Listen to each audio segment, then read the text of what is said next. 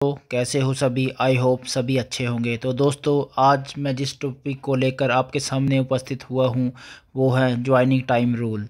तो दोस्तों, Indian railway establishment code volume 1 के चैप्टर 11 के अकॉर्डिंग ज्वाइनिंग टाइम के संबंधित कुछ जानकारी दी गई है। तो आइए मैं आपको ये शेयर करूं। तो दोस्तों, ये जानकारी पूरी देखने के लिए आप मेरी वीडियो तक अंत तक बने रहें। तो दोस्तों आइए देखते हैं।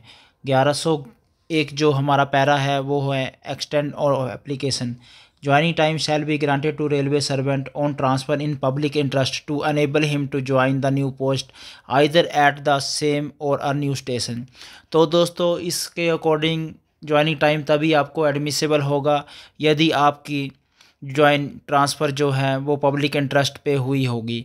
और on temporary transfer no joining time is admissible in case of transfer temporary for a period not exceeding 180 days. तो दोस्तों, 1102 जो IREC वॉल्यूम 1 का पैरा है उसके अकॉर्डिंग यदि किसी एम्प्लॉय की ट्रांसफ़र 180 डेज़ से कम दिनों के लिए होती है तो उसे ज्वाइनिंग टाइम उस कंडीशन में भी नहीं दिया जाएगा।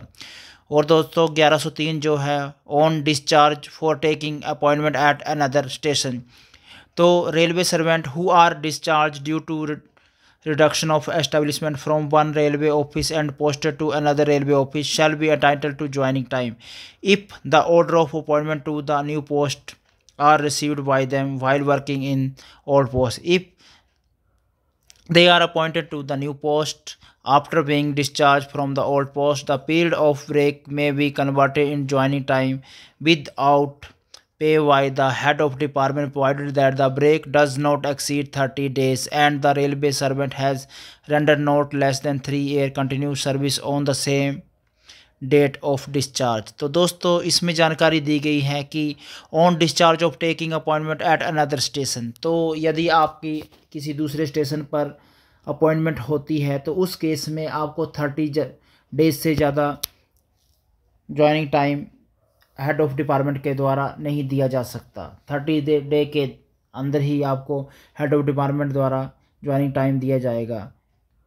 तो दोस्तों, उसके लिए सर्विस का कंडीशन ये है कि 3 साल की कंटिन्यू सर्विस भी आपकी होनी चाहिए। On first appointment for appointment to a post under the railway on the result of competitive exam and और interview open to a railway servant and other. तो दोस्तों, ये जो 1104 जो पैरा है इसके अकॉर्डिंग यदि कोई कैंडिडेट या कोई कर्मचारी पहले सर्विस कर रहा है और appointment to one under the railway on result of the competitive exam, जो कॉम्पिटिटिव एग्ज़ाम देकर द्वारा फिर अपॉइंट होता है तो उसके लिए ये पैरा लागू है। इसमें दिया गया है कि railway servant and permanent provisionally permanent central and state government employ will be entitled to joining time under this rule. Temporary railway transfer who have not completed 3 year or regular continue service though entitled to joining time would not be entitled to joining time pay। तो दोस्तों, इसमें condition दे रखी है कि central और state government में कोई व्यक्ति ज्वाइन करता है कॉम्पिटिटिव एग्ज़ाम और इंटरव्यू के थ्रू, अगर कोई सिलेक्ट होता है तो उसे भी ज्वाइनिंग टाइम मिलेगा। कंडीशन ये है कि जो टेम्परेरी है और उनके लिए सर्विस चाहिए 3 साल से ज़्यादा। Commencement of joining time.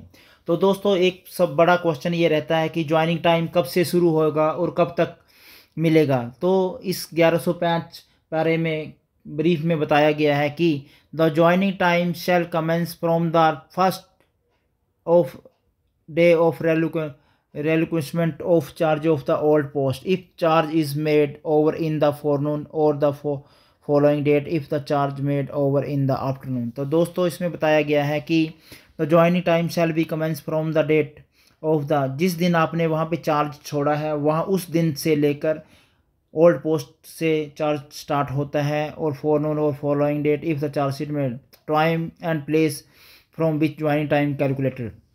तो इसमें पैरा दिया गया है कि कौन से टाइम और कब तक ज्वाइनिंग टाइम कैलकुलेट किया जाता है। तो दोस्तों, इसमें बताया गया है कि the joining time shall be calculated from old headquarter in all cases including where a railway servant receive his transfer order और make over charges of the old post in a place other than his old headquarter और where the headquarter of the railway servant while on tour is changed to the tour station itself or where the temporary transfer is converted into permanent transfer।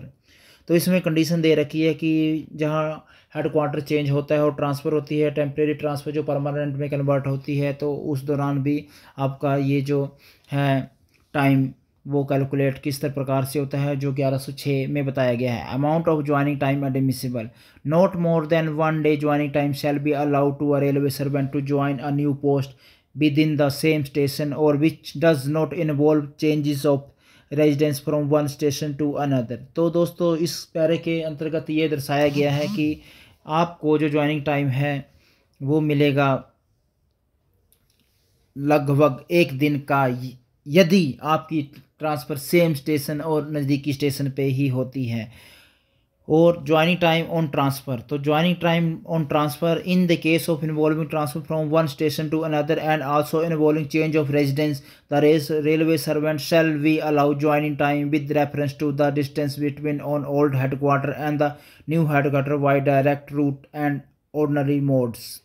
तो दोस्तों 1108 जो para है बहुत ही अच्छा और जानकारी के लिए बहुत ही इम्पोर्टेंट पैरा है, क्योंकि इसमें दर्शाया गया है कि ट्रांसफ़र जो होती है वो कैसे रहती है और कितना कितना ज्वाइनिंग टाइम ट्रांसफ़र पे मिलेगा। तो सबसे पहले जो कंडीशन रहती है कि जो आपकी ज्वाइनिंग टाइम तभी मिला जाएगा, आपकी ट्रांसफ़र जो होनी चाहिए एडमिनिस्ट्रेटिव ग्राउंड पे होनी चाहिए, या आपकी सिलेक्शन एक प्रॉपर वे में, जैसे मान लो किसी कैंडिडेट ने एनओसी ली है उसके तहत उसकी सिलेक्शन होती है, तब आपको ज्वाइनिंग टाइम प्रोवाइड किया जाता है। तो उसके लिए शर्त ये है कि 1000 किलोमीटर तक जो अगर ज्वाइनिंग टाइम 1000 किलोमीटर के दरिए में अगर आप उसके जुरिडिक्शन में आप ड्यूटी ज्वाइन करते हो तो आपको 10 दिन का टाइम मिलता है। अगर 1000 से ज़्यादा और 2000 से कम के किलोमीटर के स्टेशन पे आपकी ट्रांसफ़र होती है तो आपको 12 दिन का टाइम मिलता है, और यदि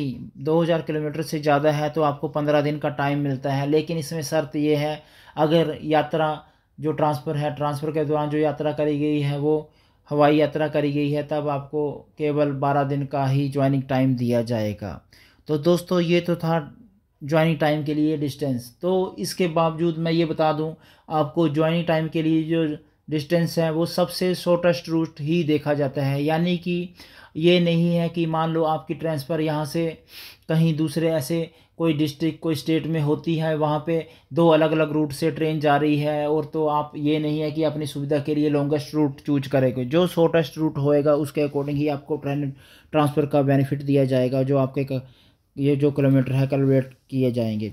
और दोस्तों जो 1110 पैरा है इसके अकॉर्डिंग ये भी दर्शाया गया है कि यदि आपको मान लो 1000 किलोमीटर के दायरे के अंदर आपकी ट्रांसफ़र होती है तो आपको 10 दिन का ज्वाइनिंग टाइम मिलता है, और आप जल्द ही अपनी ड्यूटी ज्वाइन कर लेते हैं तो आपका जो अनयूटिलाइज टाइम है वो पैरा नंबर 1110 के अकॉर्डिंग आपके खाते में क्रेडिट हो जाएगा, जो एलएपी लीव ऑन एवरेज पे की तरह ही रहेगा। तो दोस्तों ये तो था कि आपका अनयूटिलाइज टाइम का क्या रहेगा। combination with vacation, joining time may be combined with vacation and or a regular leave or any kind of duration except casual leave। तो जो दोस्तों इसमें बताया गया है कि ज्वाइनिंग टाइम में अगर आपका एक्स्ट्रा टाइम लगता है तो उसके लिए आप लीव ले सकते हो, लेकिन और अगर आपने लीव ली है तो उसके साथ भी आपका ज्वाइनिंग टाइम कंबाइन हो सकता है, लेकिन कैजुअल लीव जो होती है उसके साथ इसको कंबाइन नहीं किया जाएगा। When transfer order are modified, if railway servant in transit on transfer is directed to proceed to a place different from that indicated in the initial transfer order, he shall be entitled to joining time already available of up to the date of the receipt of the revised order plus fresh spell of full time from the date following the date of the receipt of the revised order. The fresh spell of joining time in such cases shall be calculated from the place at which he received revised order as if he is transferred from that place। तो दोस्तों ये condition उस candidate पे implement होती है जो candidate यानी कि हमारा कोई साथी अगर ट्रांसफ़र ऑर्डर ले लेता है और वो ट्रांसफ़र के लिए किसी दूसरी जगह पे जहाँ पे उसको पहले ऑर्डर मिला था वहाँ के लिए ट्रांसफ़र अपनी जर्नी तय कर देता है, लेकिन बीच में ही उसको ऑर्डर आ जाता है कि आपकी ट्रांसफ़र इस प्लेस पे नहीं किसी दूसरे प्लेस पे रहती है। तो उस कंडीशन में क्या रहेगा, जो पहले यूटिलाइज टाइम हुआ था उसको ज्वाइनिंग टाइम ही माना जाएगा, और उसके दौरान जब उसको ऑर्डर प्राप्त हुआ है उसके बाद दूसरे प्लेस तक जाने तक अलग से ज्वाइनिंग टाइम उसको दिया जाएगा। तो दोस्तों ये भी रेल साथी के लिए एक अच्छा बेनिफिट है, क्योंकि कई बार ऐसा रहता है कि कोई ऑर्डर निकल गया उसको दोबारा फिर चेंज किया जाता है, तो उस दौरान भी आप लोगों को ज्वाइनिंग टाइम दिया जाता है। तो दोस्तों ये ज्वाइनिंग टाइम आपको बेसिकली तभी ही दिया जाता है जब आपकी ट्रांसफ़र या तो एडमिनिस्ट्रेटिव ग्राउंड पे रहती है, या आपकी सिलेक्शन किसी कम्पिटिटिव एग्ज़ाम या कोई इंटरव्यू के तहत रहती है, जो जिसे आप ओपन कंपटीशन एग्ज़ाम भी कह सकते हो। लेकिन इसके लिए कंडीशन ये है कि आपको उसके लिए NOC नो ऑब्जेक्शन सर्टिफिकेट आपको डिपार्टमेंट की तरफ से दिया गया होना चाहिए, यानी कि आपने परमिशन पहले ले रखी हो, तभी आपको एक प्रॉपर कम्पिटिटिव एग्ज़ाम जो आपको पहले मैंने बता रखा था जो है